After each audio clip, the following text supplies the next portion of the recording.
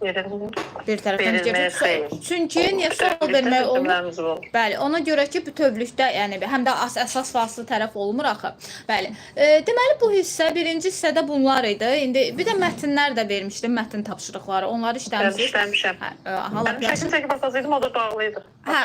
Qrupa yaxşı göndərərsiniz. Mən qrupa açmışam artıq. Birazdan göndərərsiniz. Və bu gün də yenə də mətnlərə baxacağıq. Namirə müəllimə, siz o mətnlərə baxdınız. Biz dünən bir-ikisinə də birlikdə dərsdə də baxmışdıq. Siz baxdınız mətn testlərinə yoxsa qrupa görə? Birinə baxdım, adı yadımdan çıxdı, adı nə idi? Qazlarla bağlı. Onu biz dərsdə oxumuşduq.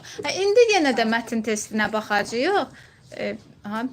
İndi deməli mətn testinə baxacağıq və dərs vaxtı. Amma ki bir də testlərə baxacağıq. Yəni leksikanın özünün belə digər testlərinə. Bir də ki mətn testi çünki bilirsiniz ki düşür imtahana və mətnlə bağlı suallar sizcə fikir vermisiniz də biz də işləmişik mən qədər. Mətnlə bağlı sualları tapa bilirsiniz ümumiyyətlə.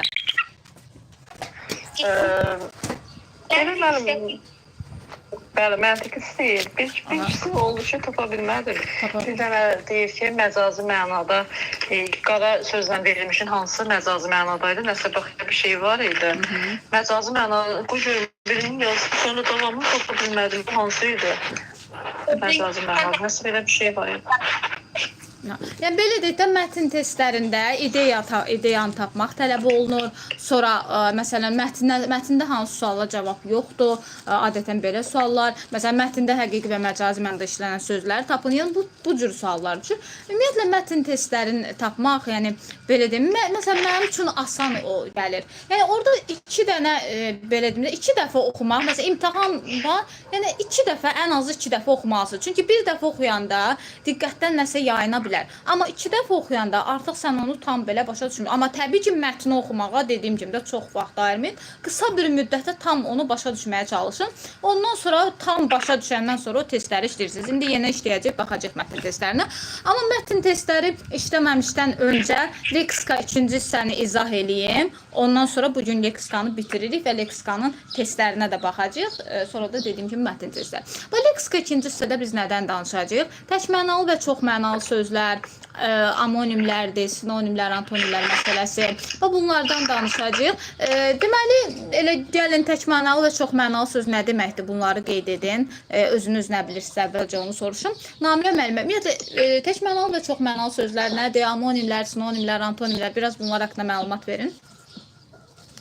Deməli, təkmənalı və çoxmənalı sözlərin fərqi, təkmənalı söz odur ki, onun yalnız bir mənası var, yəni başqa bir mənada işlətmək olmur. Məsəl üçün, qələm. Qələm təkmənalı sözdür. Bir də var çoxmənalı, bayaq mən deyirdim, ora gəlirdim, düşündüm, səs cavab verdim. Bax, çoxmənalı, neçə mənada işlətmək olar. Ondan sonra digərlərlə müəllimə, antonim, amonim, sinonim, bəli, bunlar haqqında nə deyə bilərsiniz? Bəli, omonimlər, yəni deyiliş, yazılış eyni, amma leksik mənaları tamamilə fərqli olan, hətta başqa hissələrdə ola bilər sözlərə deyilir. Antonim bir-birinin ziddi olan sözlərdir. Yəni leksik mənaları bir-birinə əks olan. Sinonimlər leksik mənaları yaxın və yaxud da eyni olan sözlərdir. Amma deyiliş, yazılış başqadır, amma sadəcə mənaları bir yaxındır. Bəs bax, deməli belə deyək də, həm çox mənalı, həm amonim olan sözlər, məsələn, fikirləşin hər ikiniz. Həm çox mənalı olsun, həm də amonim. Elə sözlər. Məsələn, mən deyim, siz nümunə deyin. Bax, Vəfa müəllimə, almaq sözünü,